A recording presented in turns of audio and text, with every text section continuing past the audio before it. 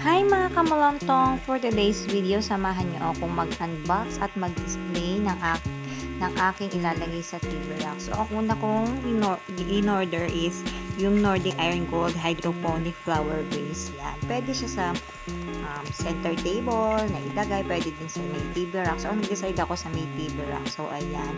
Pwede kang maglagay dyan ng totoong bulaklak or halaman. Pero, ang nag-decide ako na ilagay ay fake plants para hindi gaanong maalaga, punas-punasan ng pag naadikabukan. And then, nag-order din ako ng figurine na tinker. So, bagay siya sa base na nabili ko. So, ayan, yung mga dahon na yan is parang kulang pa nga ng isa dyan.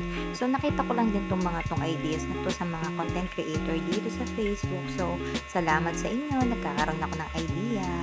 So, ayan, iayos-ayos ko na siya. Then, yan, simple lang naman ang gusto. Kaya gold din ang pinili ko kasi para medyo kontra din sa team puti, team kahoy. Pero itatry ko muna siya if naman na ayaw ko na, ibang kulay naman ang ilalagay ko. So, ayan, i-display ko na yan. Magbibili pa rin kami ng speaker dyan. Hindi pa kami nag-decide ng partner ko kung anong brand. So, ayan. So, pansamantala, ayan muna.